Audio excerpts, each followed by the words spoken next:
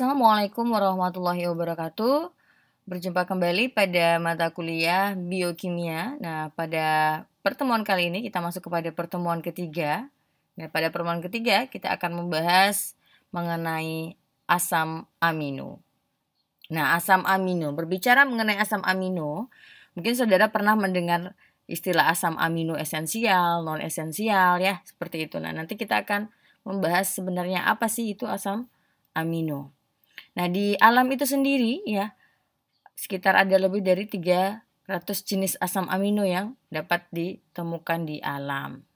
Nah, oke, untuk pembahasan lebih lanjutnya ya, lebih terperinci akan saya jelaskan. Nah, namun kita harus tahu dulu apa tujuan pembelajaran kita pada pertemuan kali ini. Adapun tujuannya yaitu yang pertama, menjelaskan struktur asam amino. Yang kedua, menjelaskan sifat asam amino. Yang ketiga, menjelaskan penggolongan asam amino. Yang keempat, menjelaskan mengenai peptida. Nah, itulah yang akan kita bahas pada kesempatan kali ini. Ya, itu adalah tujuan pembelajaran kita. Baik, kita masuk kepada apa itu asam amino. Nah, tadi saya sudah menjelaskan bahwa asam amino itu terdapat lebih kurang itu sekitar 300 jenis asam amino yang ditemukan di alam. Tetapi hanya 20 jenis asam amino saja yang merupakan penyusun protein. Nah, berarti asam amino itu apa? Asam amino merupakan monomer penyusun protein, ya. Di mana asam amino tadi ya mempunyai gugus ini. Namanya asam karboksilat yang mempunyai gugus amino. Di dalam asam amino itu nanti ada 2 gugus sekaligus gugus fungsional yang terikat, yaitu adalah gugus asam karboksilat dan gugus amina. Nah, ada juga yang mendefinisikan asam amino itu sebagai senyawa amfoterik yang mengandung gugus asam dan gugus basa. Amfoter itu berarti kalau di dalam biologi amfibi. Nah, amfibi berarti hidup di 2 alam. Nah, kalau amfoter itu dapat bersifat asam ataupun dapat bersifat basa. Jadi senyawa yang memiliki sifat yaitu dapat menjadi asam ataupun dapat menjadi basa, tergantung dari suasana yang ditemukan oleh senyawa itu tadi. Oke, nah ini yang saya sebutkan tadi. Yang pertama, merupakan asam amino itu merupakan monomer penyusun protein, ya. Di mana keseluruhan monomer penyusun protein itu ada 20 jenis asam amino. Nah, jadi kita nanti akan tahu bagaimana cara merangkai asam amino tadi ya membentuk suatu protein. Karena protein itu sendiri dibentuk dari yang namanya asam amino. Jadi kemarin kita sudah belajar mengenai tentang building blocks. Di dalam building blocks itu ya di mana adanya reaksi di sana adalah dehidrasi kondensasi ya. Adanya istilahnya itu pembentukan istilahnya pembentukan makromolekul dari mikromolekul alias pembentukan molekul besar dari monomer-monomer penyusunnya. Nah, seperti itu ya. Oke, kita masuk pada pembahasannya yaitu struktur asam amino. Asam amino itu sendiri memiliki struktur umum ya. Seperti ini. Nah, ini adalah struktur umum dari asam amino. Tadi saya sudah menjelaskan bahwa di dalam asam amino itu terdapat yang namanya 2 gugus fungsional sekaligus sehingga dia memiliki sifat yang namanya amfoter. Apa itu? Ini gugus asamnya. Gugus asam itu adalah gugus asam karboksilat. Ini adalah gugus asam. Kemudian ada amina. Inilah amina. Amina inilah gugus yang bersifat basa. Nah, C ini, C karbon, ini adalah C alfa. Kenapa dikatakan C alfa? C alfa itu adalah yaitu atom karbon yang terikat langsung dengan gugus fungsional. Itulah yang disebut dengan C alfa. Nah, coba saudara perhatikan.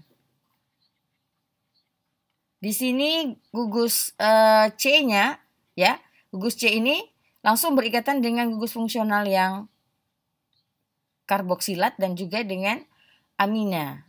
Nah, ini jadi C pertama yang berikatan dengan gugus fungsional itulah yang dikatakan sebagai C alfa. Terutama nih gugus fungsional karboksilat. Nah, jadi nanti kalau ada lagi C di sini misalnya ya. Nah, ini adalah C beta dan seterusnya. Oke? Nah, seperti itu. Baik, kita lanjut ya. Sekarang jika kita membahas tentang struktur asam amino itu sendiri ya. Kita sudah tahu bahwa asam amino itu terdiri dari merupakan memiliki C alfa. Selanjutnya saudara bisa lihat di sini ya. Bisa dilihat di sini asam amino itu juga ini kan ada C. C itu kalau di dalam sistem periodik ya, dia memiliki elektron valensi sebanyak 4. Dia golongan 4. Artinya dia akan mengikat stabil 4 unsur lainnya atau 4 molekul lainnya gitu. Nah, ini ya. Sebelah kiri itu ada yang sebelah sini ada NH2, sini ada COOH, H dan R. Nah, ini apa namanya? Ini adalah gugus samping atau rantai samping. Kita bahas lebih lanjut ya tentang struktur asam amino. Ini adalah rantai samping. Nah, nanti di dalam asam amino yang berbeda-beda itu adalah rantai samping yang diikatnya ini. Sehingga antara satu asam amino dengan asam amino lain itu akan berbeda rantai sampingnya. Tetapi gugus asamnya yaitu karboksilatnya dan basanya akan tetap sama. Nah, sehingga C ini ya selain dia menjadi C alfa, ini C ya, C ini C alfa. C ini bersifat yang namanya asimetris. Ya, ini bersifat C asimetris atau ada juga disebut sebagai istilahnya itu atom C kiral. Jadi ini ya. Oke. Ini adalah C asimetris atau asimetrik atau ada juga menyebutnya sebagai atom C kiral. Apa itu asimetris atau C kiral? Ya, C asimetris atau C kiral itu adalah suatu atom yang mengikat 4 gugus yang berbeda-beda. Jadi C di sini dia mengikat 4 gugus berbeda-beda. Ada H, ada COOH, ada R, ada NH2. Nah, jadi keseluruhan asam amino itu memiliki atom C kiral. Atom C kiral kecuali glisin. Kenapa? Glisin itu adalah asam amino sederhana di mana R-nya ini ya glisin itu tidak memiliki atom C kiral. Kenapa? Atom C kiral atau atom C simetris. Karena ya glisin itu merupakan asam amino sederhana yang rantai sampingnya ini yang R ini ya gugus sampingnya itu digantikan oleh atom hidrogen. Ya, jadi R-nya ini adalah hidrogen. Nah, jadi kalau hidrogen ini di R-nya, berarti kan hidrogen ada 2. Artinya C ini tidak mengikat ke 4 gugus yang berbeda. Atau tidak mengikat ke 4-4-nya ini spesinya berbeda. Ada 2 yang sama. Maka glisin itu merupakan asam amino yang tidak memiliki atom C kiral atau atom C asimetris. Nah, seperti itu. Nah, karena tadi sifatnya atom C asimetris, maka dia dapat memutar bidang cahaya terpolarisasi atau dia bersifat memiliki aktivitas optis ya, memiliki aktivitas optis. Seperti itu karena tadi dia memiliki atom C asimetris atau C kiral seperti itu. Nah, oleh karena itu maka di dalam asam amino itu kita mengenal yang namanya struktur D dan L. Ya, saya buat di sini karena adanya C asimetris, maka asam amino memiliki sifat ya dapat memutar bidang cahaya terpolarisasi.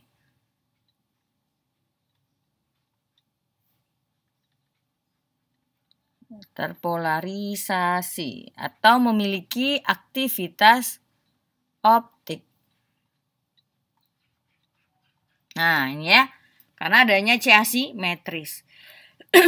Oleh karena itu, ya, karena adanya atom C asimetris tadi juga, maka dia mempunyai dua konfigurasi. Mempunyai dua konfigurasi.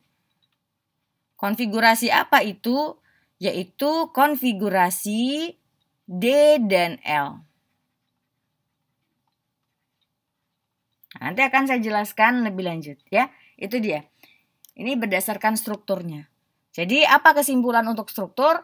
Bahwa asam amino memiliki dua gugus sekaligus, yaitu gugus asam dan gugus basa. Gugus asamnya adalah asam karboksilat, ya, gugus karboksilat.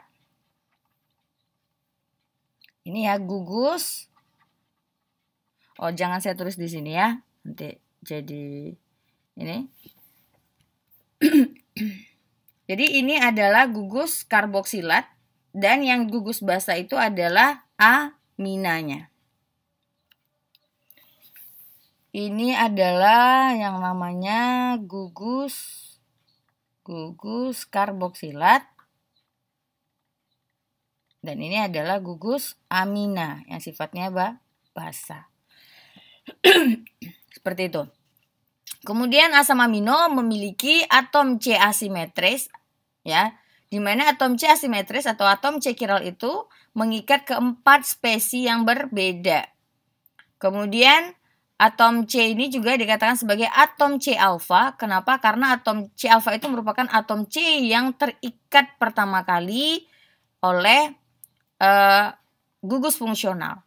Kemudian memiliki rantai samping, ya. Keseluruhan asam amino tadi memiliki atom C chiral atau atom C asimetris kecuali pada glisin, karena glisin itu adalah asam amino sederhana di mana rantai sampingnya itu berupa atom hidrogen, sehingga terdapat dua atom hidrogen yang sama atau dua gugus yang sama yang menyebabkan glisin tidak memiliki atom C chiral. Nah, seperti itu.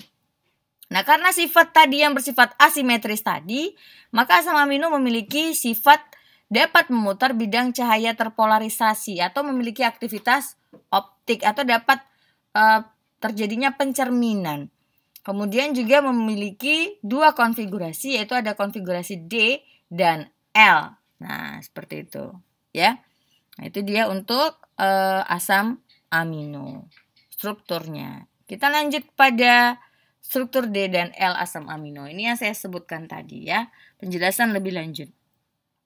Struktur D dan L, ini contohnya. Ini ada cermin. Kenapa tadi? Karena dia memiliki C asimetris sehingga dapat dicerminkan atau dapat memutar bidang terpolarisasi, cahaya terpolarisasi. Ya, nih.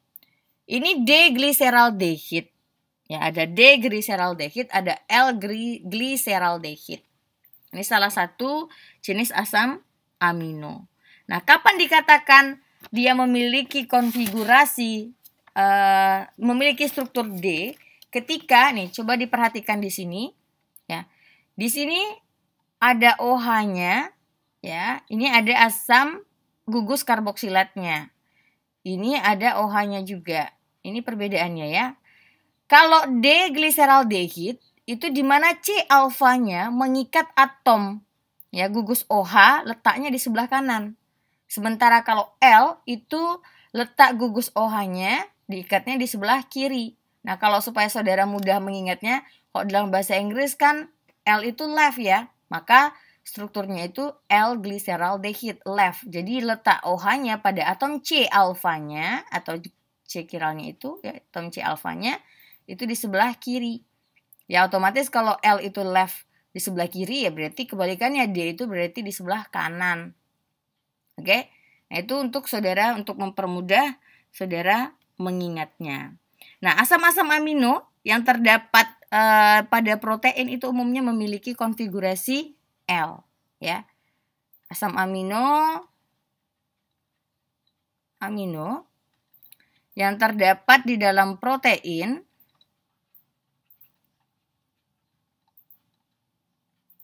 itu umumnya memiliki konfigurasi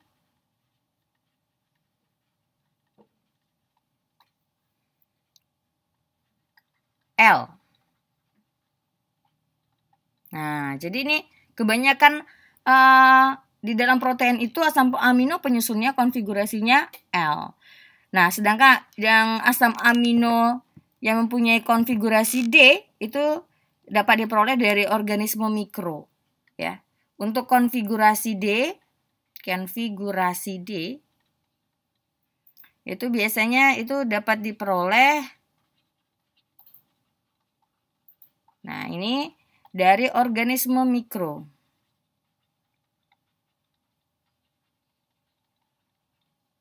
Nah, apa misalnya ya? Misalnya D asam glutamat ya. Ini misalnya ya. D asam glutamat. Diperoleh dari mana? Ini dari Bacillus anthracis. Nah, D asam glutamat yang diperoleh dari Bacillus anthracis. Nah, kemudian ada lagi D-alanin. Ya, ada lagi D-alanin. D-alanin itu terdapat pada dinding sel bakteri.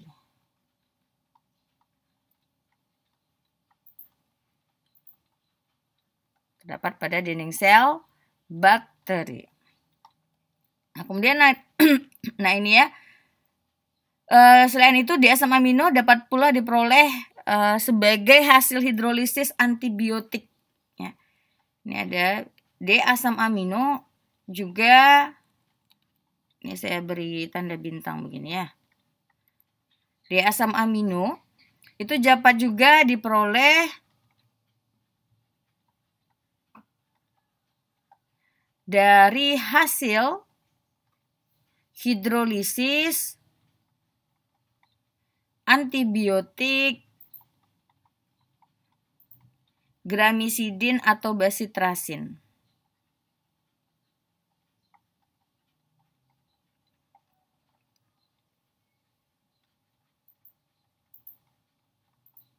Nah, seperti itu. Ini ya. Nah, ini D. Sementara L itu biasanya terdapat dalam umumnya itu adalah pada protein-protein yang kita jumpai. Nah, ini untuk struktur D dan L asam amino. Jadi saudara sudah paham ya, gugus dikatakan dia memiliki konfigurasi L jika gugus OH pada C alfanya itu terletak di sebelah kiri. Sementara untuk konfigurasi D itu ketika gugus OH pada atom C alfanya terletak di sebelah kanan. L itu left ya, kiri. Oh ya, ketinggalan ya. Ini ada, saya beri lagi contoh lain untuk struktur D dan L pada asam amino, yaitu pada serin. Nah, pada serin ya, itu ada struktur asam aminonya itu ada ini COO-min.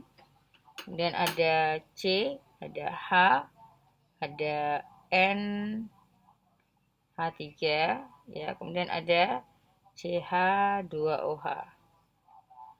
Kemudian ada lagi COO min, C, ada NH3, ada H, CH2O.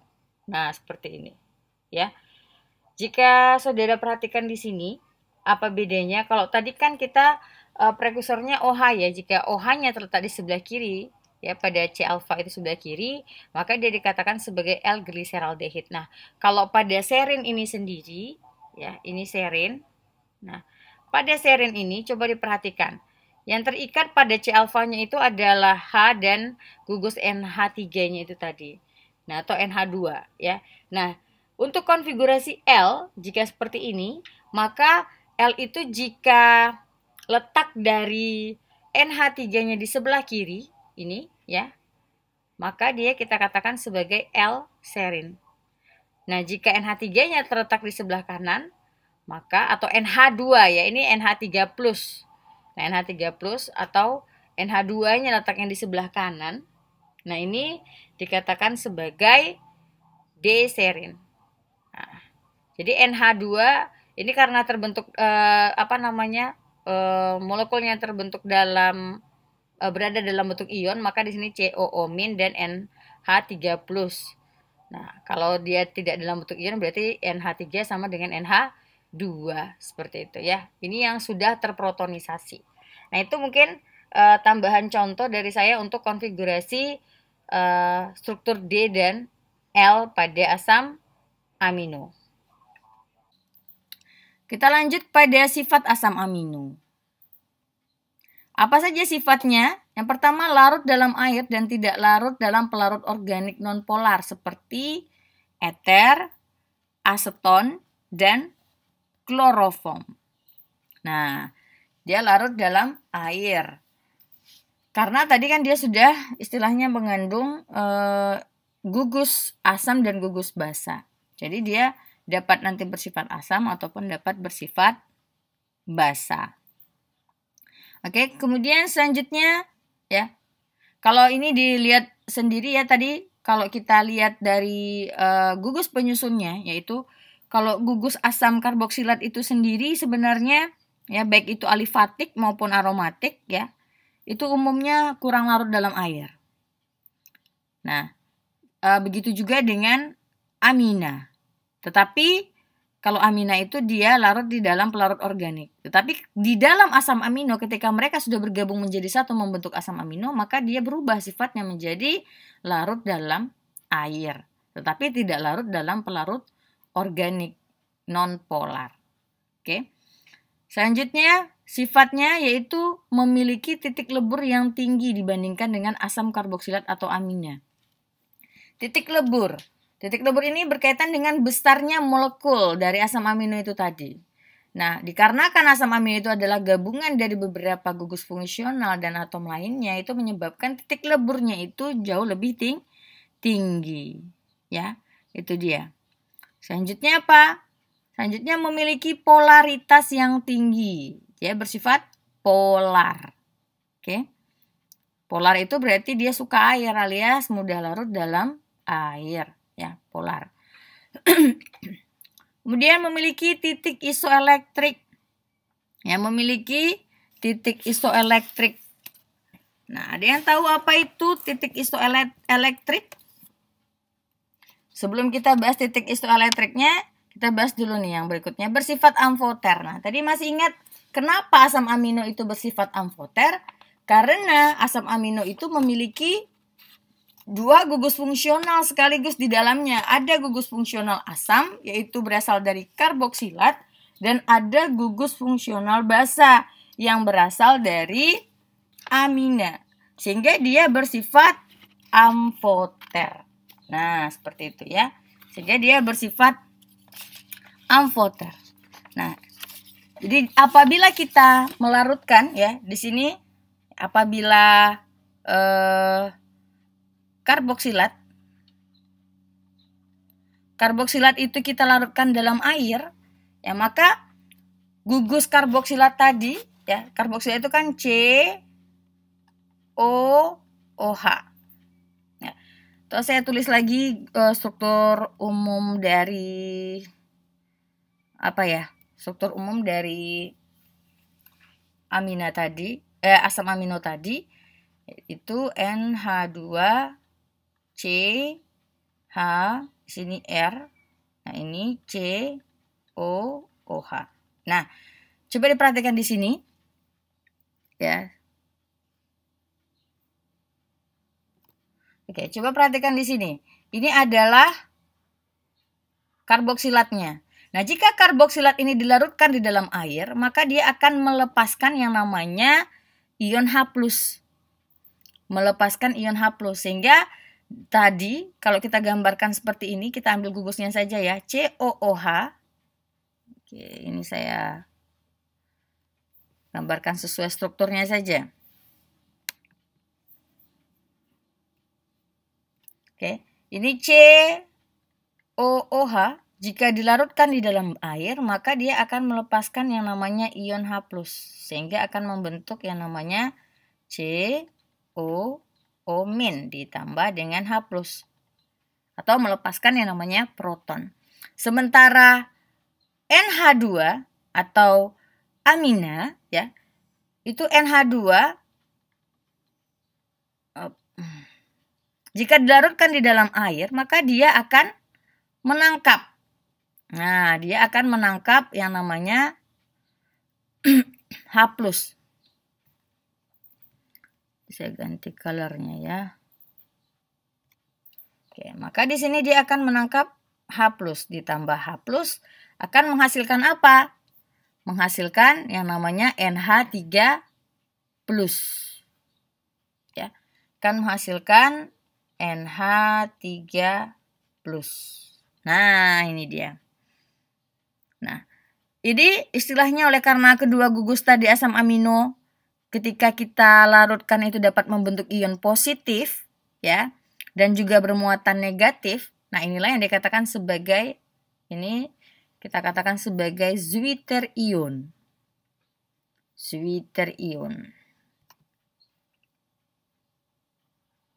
Maka dia istilahnya itu membentuk yang namanya Zwitter, Z ya. Zwitterion.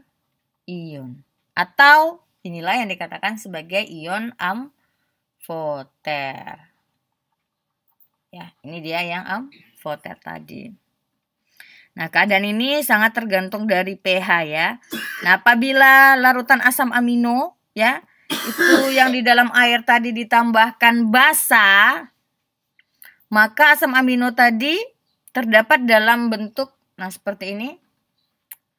Kalau asam amino, ini saya tulis di bawah saja, nggak muat lagi ya. Kalau asam amino tadi, ya, asam amino tadi yang di dalam air tadi itu kita tambahkan basa. Asam amino dalam air ditambah basa. Nah, maka itu akan terbentuk, nah seperti ini. Dia akan membentuk H2N, CH, R, COO-. Nah, kalau di dalam asam amino tadi kita tambahkan dalam air, kita tambahkan yang namanya asam, maka akan terbentuk ini.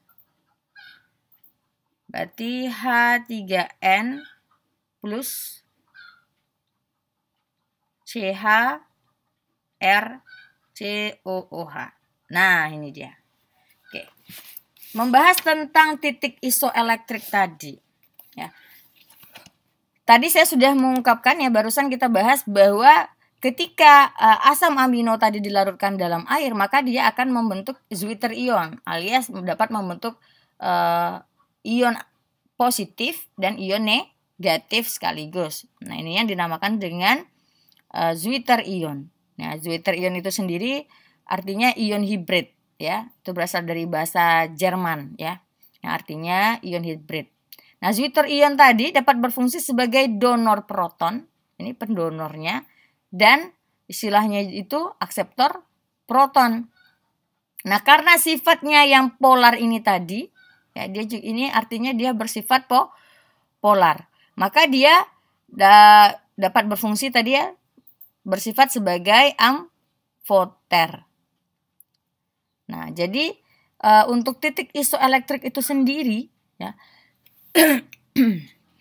Untuk apa itu titik isoelektrik? Nah, ada yang tahu apa itu titik isoelektrik? Titik isoelektrik keadaan di mana jumlah asamnya akan sama dengan jumlah basanya. Ya, itu tadi. Itulah yang dikatakan sebagai titik isoelektrik. Artinya asam amino tadi bersifat netral ya. Titik isoelektrik itu adalah asam amino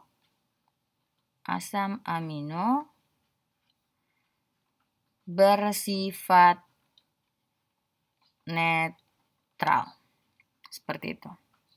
Oke, ini untuk sifat asam amino. Oke, kita lanjutkan. Berikutnya adalah penggolongan asam amino. Penggolongan asam amino yang pertama itu adalah ditinjau dari segi pembentukannya. Ditinjau dari segi pembentukannya, yaitu dibagi menjadi 3, Biasanya saudara mengenal asam amino esensial dan asam amino non esensial saja ya. Nah, yang sekarang saya akan membahas ada 3, yaitu yang pertama adalah asam amino esensial, kedua asam amino non esensial, dan asam amino esensial kondisional. Masih sama sebenarnya, masih sama asam amino esensial, tapi disebut juga sebagai asam amino kondisional. Ya. Nah, di sini asam amino esensial. Nah, siapa yang tahu apa itu asam amino esensial? Esensial berarti dibutuhkan oleh tubuh. Jadi semua asam amino itu dibutuhkan ya. Sebenarnya hanya ada yang dapat disintesis oleh tubuh, ada yang tidak. Nah, asam amino esensial itu sendiri adalah asam amino yang tidak dapat disintesis. Jadi tubuh tidak dapat mensintesis sintesis ya. Jadi tubuh tidak dapat mensintesis asam amino ini. Nah, sehingga bagaimana untuk mencukupi kebutuhannya? Ya, sehingga kita harus apa? Harus memperolehnya dari luar, yaitu harus diperoleh dari makanan, ya, makanan yang dikonsumsi. Nah, ini dia asam amino esensial. Nah, kemudian apa contohnya di sini? Contoh dari asam amino esensial ada histidin, ada isoleusin, ada leusin, ada lisin, dan sebagainya. Nah, apa itu asam amino non esensial? Asam amino non esensial kebalikannya, ya. Asam amino yang dapat disintesis oleh tubuh. Kalau tadi asam amino esensial itu tidak dapat disintesis oleh tubuh, berarti asam amino non esensial itu asam amino yang dapat disintesis oleh tubuh kita. Sehingga kita tidak perlu lagi mengkonsumsinya dari luar. Nah, jadi sudah tersedia available di dalam tubuh kita. Contohnya apa? Contohnya adalah alanin, arginin, asparagin ya.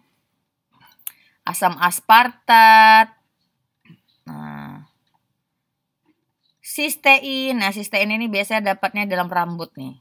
Ya, di dalam rambut tuh ada sistein. Ya.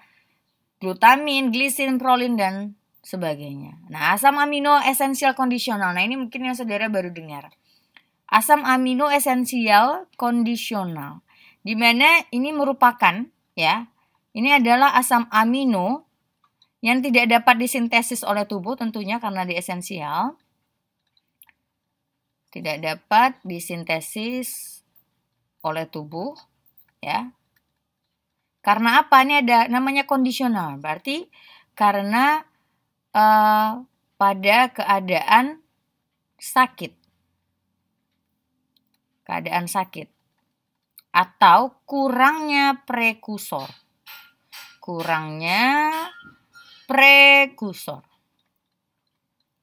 Contohnya itu pada bayi ya, pada bayi yang lahir prematur. Ini pada bayi yang lahir prematur ya, itu enzim yang digunakan untuk mensintesis arginin itu belum berkembang dengan baik. Nah, ini jadi bayi yang lahir prematur, di mana di sini enzim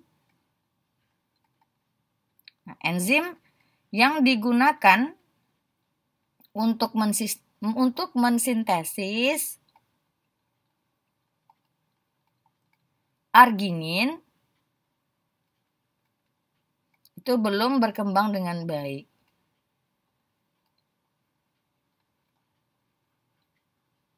Nah, itu dia. Jadi ini adalah asam amino esensial kondisional. Jadi dia tidak dapat disintesis oleh tubuh itu karena sakit atau kurangnya prekursor. Jadi kalau pada bayi yang baru lahir itu kan dia tidak ada enzim yang untuk mensintesis arginin, artinya prekursornya tidak ada untuk menghasilkan asam amino arginin. Seperti itu. Oke. Walaupun sebenarnya harusnya kan bisa ya, karena arginin itu merupakan asam amino non esensial, tapi karena tidak ada prekursornya sehingga asam amino tadi menjadi asam amino esensial. Karena tidak bisa dihasilkan oleh tubuh. Karena adanya penyebab. Penyebabnya yaitu tadi karena sakit ataupun kurangnya prekursor. Nah, ini penggolongan asam amino ditinjau dari segi pembentukannya. Nah, selanjutnya kita bahas mengenai penggolongan asam amino. Nah, ini contohnya. Contoh asam amino tadi esensial dan esensial. Nah, ini boleh nanti saudara catat.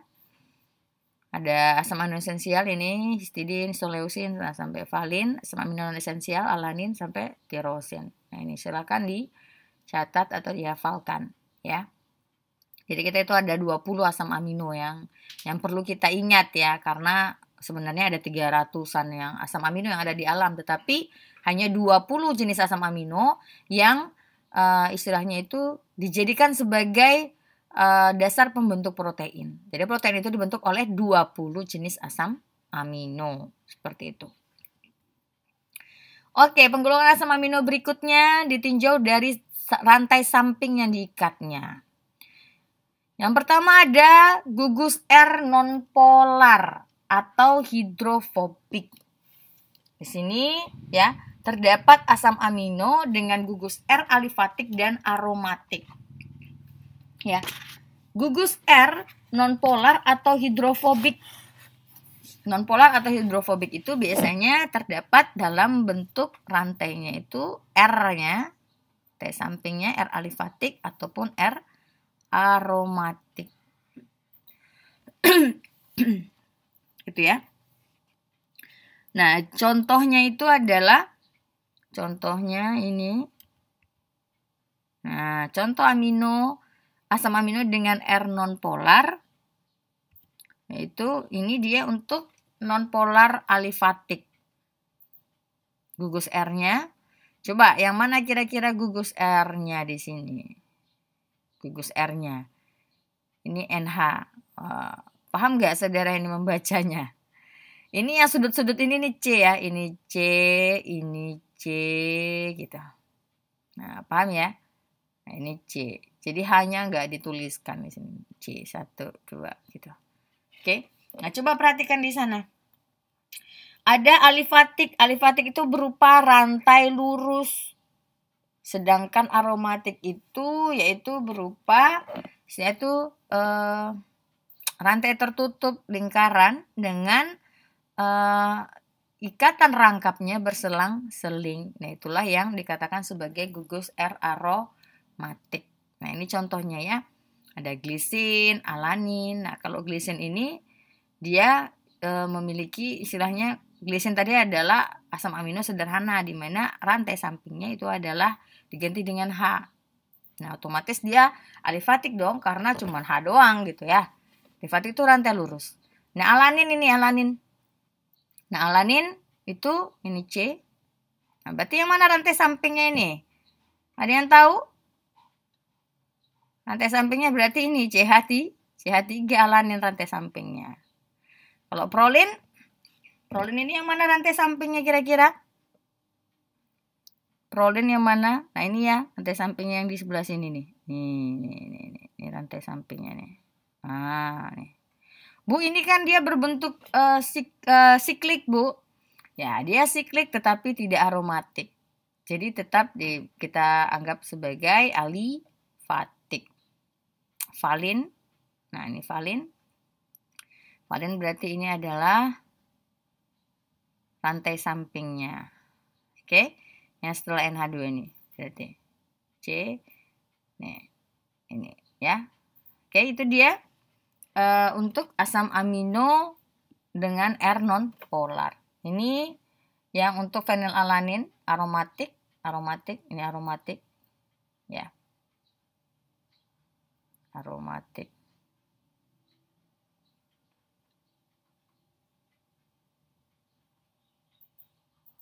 T sampingnya ya. Ada mengandung gugus aromatik atau gugus yang memiliki istilahnya itu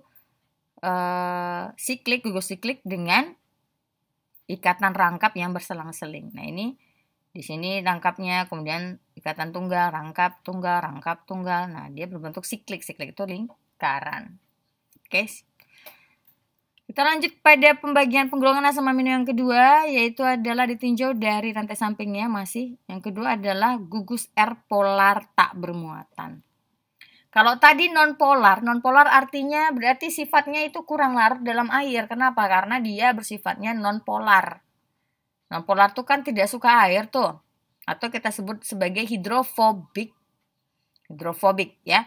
Kalau gugus R polar tak bermuatan berarti gugusnya polar tetapi dia tidak bermuatan.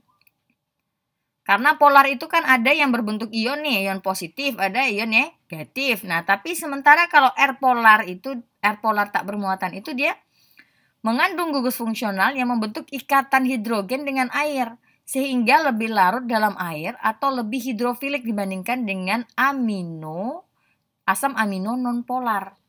Kalau tadi amino nonpolar ya dia mengandung gugus yang betul-betul hidrofobik ya, dia tidak suka air alias kurang larut dalam air, dia larut tetapi kurang larut ya, karena sifatnya yang bersifat tadi non-polar alias hidrofobik tadi. Nah, sementara untuk gugus R polar tak bermuatan ya, dia polar karena apa? Karena dia dapat membentuk ikatan hidrogen dengan air. Oke, dapat membentuk ikatan hidrogen dengan air sehingga dia lebih larut dalam air atau lebih hidrofilik dibandingkan dengan asam amino non-polar. Oke, itu dia. Apa contohnya? Contohnya adalah ini. Polar tidak bermuatan, contohnya gugus R. Ya, untuk gugus R-nya itu serin, trionin, sistein ya. Untuk gugus R-nya, R itu adalah rantai samping, gugus rantai samping untuk serin ya. Nah, oke, perlu di sini diperhatikan ya. Perlu diperhatikan di sini. Nah, saya lupa tadi untuk penamaan ya.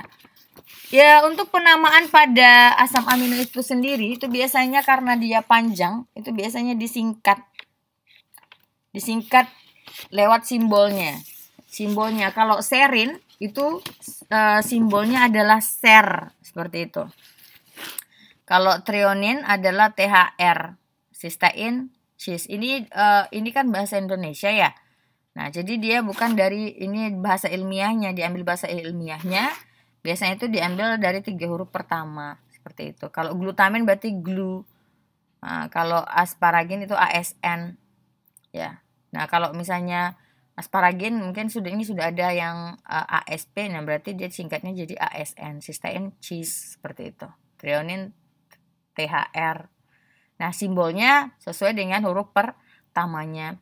Kalau serin S, trionin itu T, ya, sistein C, asparagin N, karena A itu sudah ada lagi asam amino yang lain, ya. Alanin itu kan A, jadi tidak mungkin asparagin lagi A lagi, karena nanti akan sama, seperti itu, ya. Itu untuk namanya, jadi ada simbolnya. Biasanya asam amino itu disimbolkan dengan 3 huruf pertamanya. Ya, alanin berarti ala, prolin pro, valin val, leusin liu, isoleusin ILE ya. Nah, jadi ada yang khusus tertentu itu yang mungkin berbeda sedikit. Oke. Nanti saudara bisa baca-baca sendiri ya. Nah, ini coba dilihat di sini dengan R polar tak bermuatan. Dengan R polar tak bermuatan. Di sini dia polar, nih, ada polarnya mengandung gugus OH, tapi dia tidak bermuatan. Di sini bukan omin gitu ya, tapi OH. Ini ada OH lagi ya. Ada mengikat OH. Ini kan ini nih. Oke, ini rantai sampingnya. Tetapi di dalam rantai samping tadi mengandung gugus OH. Ini ada SH ya. Ini dapat membentuk ikatan hidrogen. Ya, dia dapat membentuk ikatan hidrogen dengan air. Ini O dapat membentuk ikatan hidrogen dengan air. Sehingga dia akan sedikit lebih polar atau lebih hidrofilik dibandingkan dengan asam amino dengan R non-polar. Ya, itu tadi. Nah, ada beberapa gugus yang dapat membentuk apa tadi? Ikatan hidrogen dengan air. Lanjut, penggolongan yang ketiga ya, itu gugus R bermuatan negatif atau bersifat asam. Ya. Dengan bersifat asam.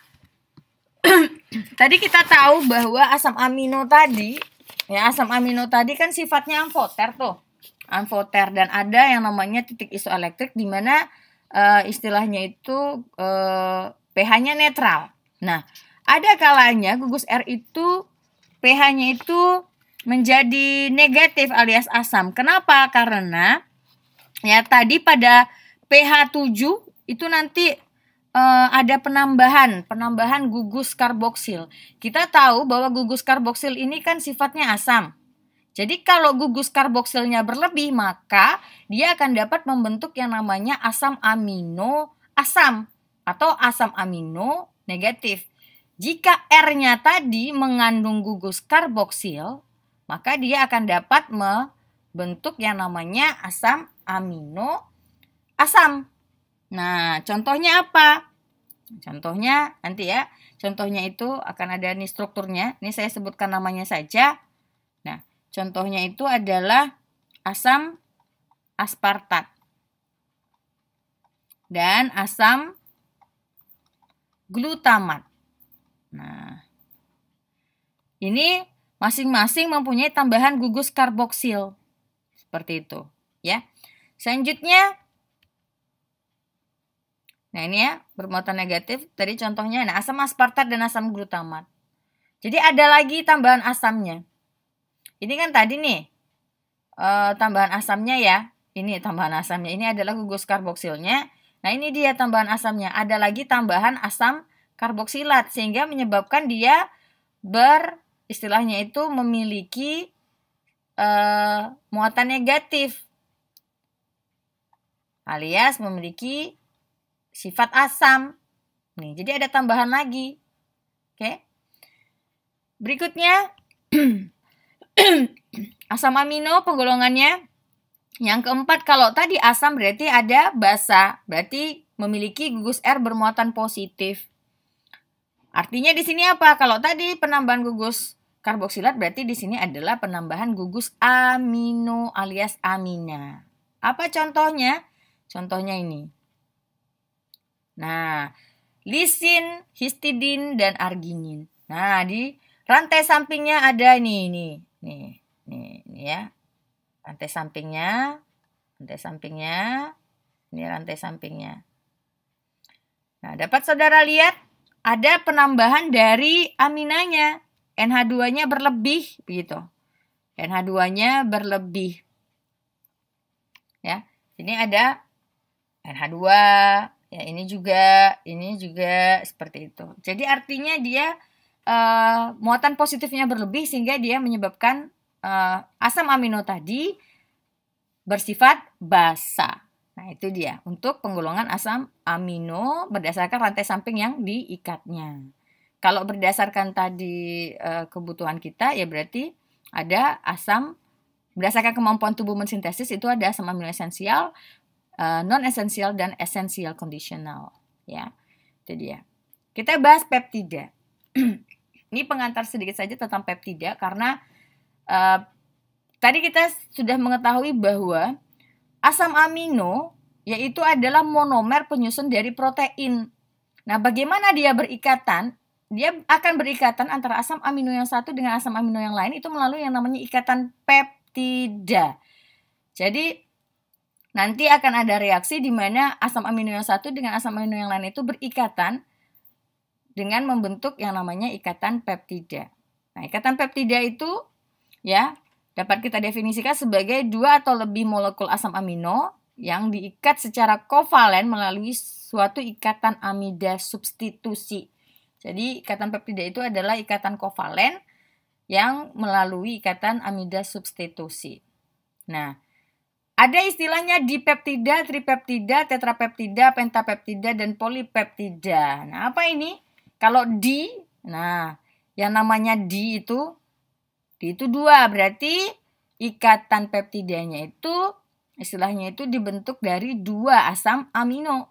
Nah, ada tri itu 3, berarti 3 asam amino berikatan secara peptida membentuk proteinnya gitu. Atau ikatan peptidanya terbentuk dari, ya, ikatan peptidanya terbentuk dari 3 asam amino. Tetra berarti ikatan peptida terbentuk dari 4 asam amino. Penta berarti terbentuk dari 5 asam amino. Kalau poli berarti banyak asam amino. Nah, berarti protein itu termasuk ke dalam polipeptida, di mana protein itu tersusun dari banyak asam amino yang berikatan dengan membentuk ikatan peptida. Itu dia, ya. Oke, selanjutnya reaksi pembentukan ikatan peptida. Ini dia. Di mana ikatan peptida tadi terbentuk dari, ini contohnya untuk 2 asam amino ya. Ini asam amino 1, yang biru, yang merah adalah asam amino kedua.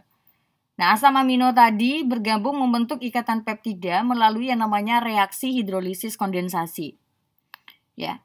Di mana pada asam amino yang pertama, gugus fungsional asam karboksilatnya itu akan berikatan C-nya tadi, C karboksilat pada asam amino yang pertama itu akan berikatan dengan gugus N pada amina asam amino yang kedua, sehingga membentuk yang namanya ini dia ikatan peptida dengan melepaskan yang namanya molekul air. Nah, ini ya. Nah, kalau di dalam pembentukan protein, ya, pada pembentukan protein itu ada asam amino yang berfungsi sebagai N-terminus.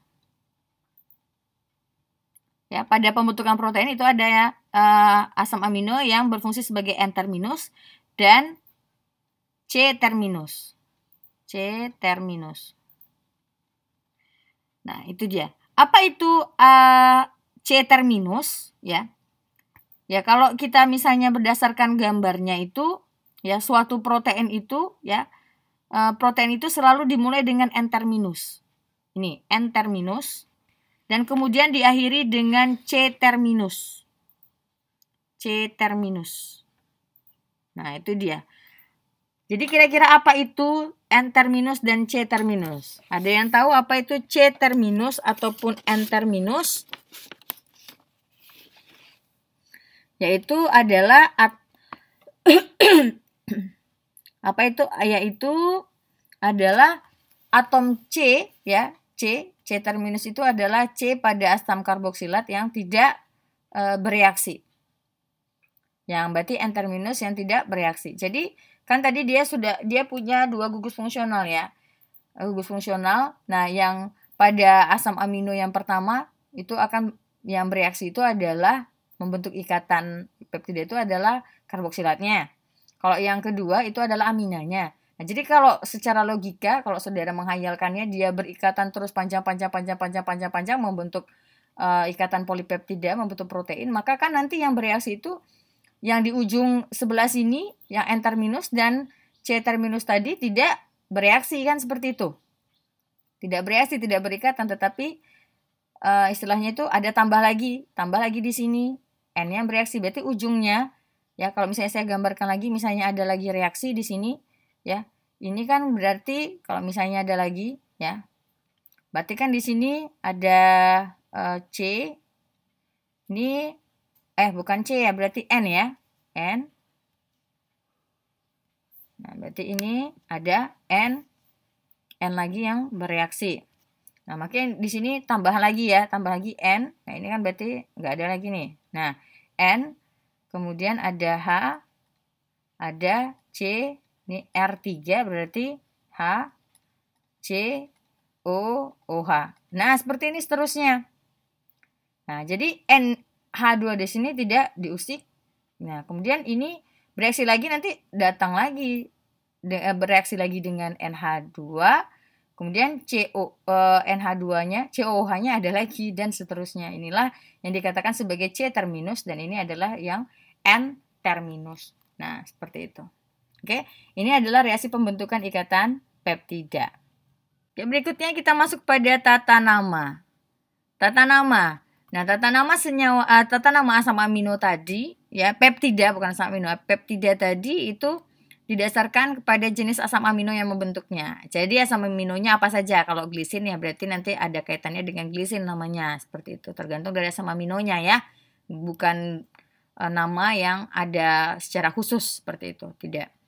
Kemudian asam amino yang gugus karboksilnya bereaksi dengan gugus NH2 itu diberi akhiran il. Kemudian urutan penamaannya didasarkan pada urutan asam amino yang dimulai dari asam amino yang ujungnya masih mengandung NH2. Contohnya, nah ini contohnya saya tulis ya. Contohnya H2N CH2 CONH CH CH3 COOH. Nah, ini namanya apa? Coba perhatikan di sini. Ya. Kita mulai dari urutan penamaannya didasarkan pada urutan asam amino ya yang dimulai dari asam amino ujung yang masih mengandung gugus NH2. Mana yang masih mengandung gugus NH2? Yang ini. Ups, ini adalah yang mengandung gugus NH2. Ya, yang mengandung gugus NH2. Nah, di sini ini dimulai berarti dari sini. Nah, coba lihat asam amino yang gugus karboksilnya bereaksi dengan gugus NH2 diberi akhiran il. Nah, dari sini yang mana yang istilahnya itu yang bereaksi dengan gugus NH2? Yang bereaksi dengan gugus NH2 adalah yang ini. Ya. Karboksilnya ini. Ini kan reaksinya, ini adalah ikatan peptidanya tadi. Nah, berarti yang bereaksi dengan gugus NH2, ya, gugus karboksilnya bereaksi dengan gugus NH2 kan berarti yang ini. Nah, berarti yang di sebelah kiri. Ini saya ganti jadi warna hijau ya. Nah, ini dia. Berarti inilah yang pertama kita tulis namanya. Ini adalah nama yang kita tulis pertama. Nah, ini adalah glisin. Ini adalah glisin. Nah, ini adalah alanin. Ini terbentuk dari glisin dan alanin. Ini saya ginikan saja ya. Ini adalah alanin. Nah, berarti namanya apa? Namanya tadi kan sudah disebutkan bahwa kalau asam amino yang gugus karboksilnya ini nih bereaksi dengan NH2 itu diberi akhiran il, berarti glisin jadi glisil. Berarti namanya di sini adalah glisil. Glisil apa? Glisil alanin. Jadi nama dari peptidanya tadi adalah ini di peptidanya adalah glisil alanin. Nah, seperti itu. Ya. Oke, ini adalah nama dari tata nama pada peptida. Oke, udah bisa semuanya ya. Oke, selanjutnya kita bahas mengenai sifat peptida. Peptida itu memiliki beberapa sifat, diantaranya ditentukan oleh gugus karboksil dan gugus aminanya. Nah, jadi kalau dia gugus karboksilnya itu lebih banyak daripada aminanya, berarti dia bersifat asam, seperti itu ya. Kalau NH2-nya aminanya lebih banyak, berarti dia bersifat basa. Jadi sifatnya itu ditentukan dari jumlah dari gugus karboksil ataupun gugus amina yang terdapat di dalam peptida itu tadi. Nah, berarti tergantung dari rantai sampingnya berarti ya. Oke, berikutnya mempunyai titik isoelektrik seperti asam amino. Jadi ada titik isoelektrik di mana tadi apa isi titik isoelektrik itu? Titik di mana pH-nya itu bersifat netral, jumlah dari asam dan basanya itu sama. Seperti itu. Kemudian mempunyai reaksi kimia yang spesifik. Nah, di sini reaksi kimia yang spesifik itu sendiri ya ada dua. Yang pertama hidrolisa ikatan peptida dan yang kedua adalah reaksi penentuan sekuen asam amino. Oke. Nah, kita masuk kepada hidrolisa ikatan peptida. Ya, di sini hidrolisa ikatan peptida ya ini. Oke. Di sini hidrolisa ikatan peptida tadi ya. Itu dengan perebusan di dalam asam kuat ataupun basa kuat. Nah, jadi ikatan peptida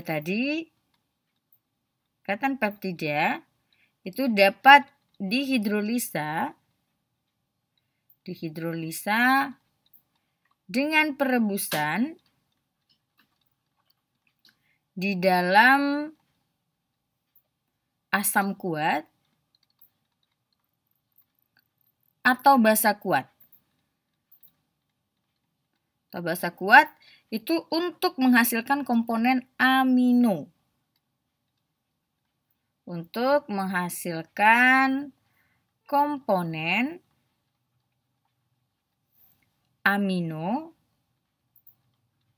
Dalam bentuk bebas. Oke, nah ini dia. Nah, kalau misalnya mau kita gambarkan itu R1 misalnya, CH ini ada asam amino ya. Ada ikatan peptida.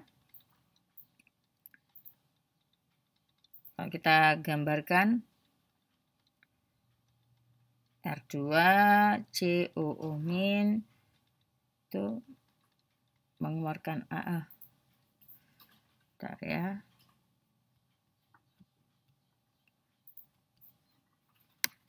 Nah.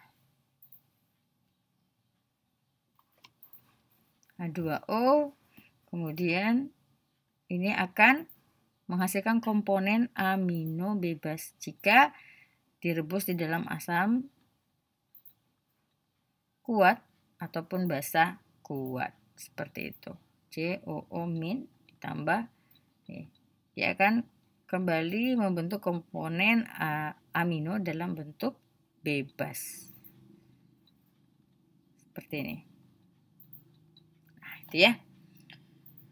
Nah, hidrolisa ikatan peptida ini ya merupakan tahap yang diperlukan untuk penentuan komposisi asam amino dan sekuens protein. Nah, ikatan peptida dapat juga dihidrolisa ya oleh enzim tertentu. Ya, jadi tidak hanya dengan merebusnya di dalam asam kuat ataupun basa kuat, tapi dia juga bisa yaitu dihidrolisa dengan enzim tertentu. Ya, dihidrolisa dengan enzim. Tertentu. Nah, enzim apa? Nah, itu salah satunya seperti tripsin dan kimotripsin, yaitu enzim-enzim proteolitik, yaitu pelarut protein yang disekresikan ke dalam usus untuk membantu proses pencernaan, yaitu hidrolisis protein makanan. Yaitu ya, ada tripsin dan kimotripsin.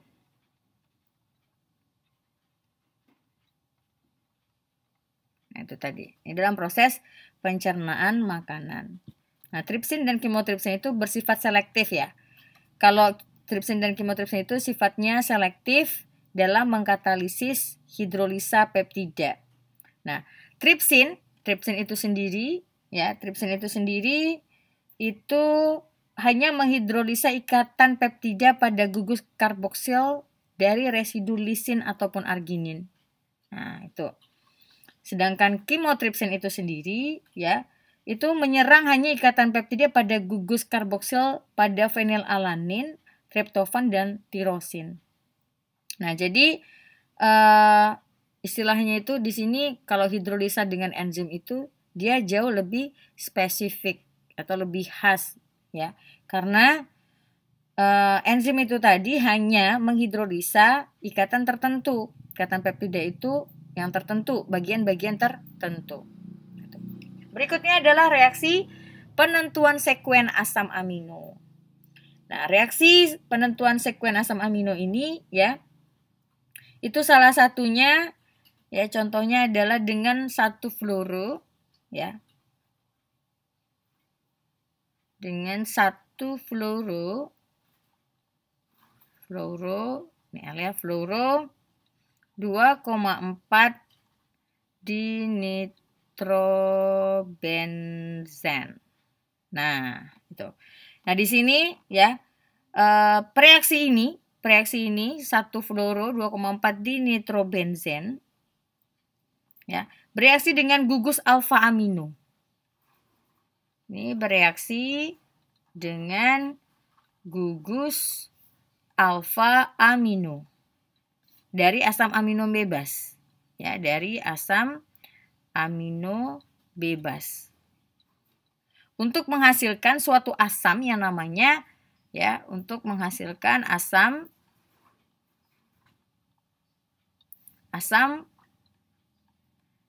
2,4 dinitrofenilamino.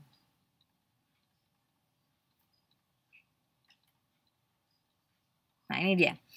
Reaksi ini juga bereaksi dengan gugus alfa amino pada residu terminal dari peptida pendek atau panjang untuk membentuk suatu senyawa dinitrofenilpeptida. Nah, itu dia beberapa reaksi dari spesifik dari ikatan peptida. Jadi ada 2, hidrolisa ikatan peptida dan reaksi penentu sekuen asam amino dengan reaksi 1-fluoro 2,4 dinitrobenzen. Nah, demikian penjelasan saya pada pertemuan kali ini untuk asam amino dan peptida. Mudah-mudahan saudara bisa lebih memahami materi ini. Akhir kata saya ucapkan Assalamualaikum warahmatullahi wabarakatuh.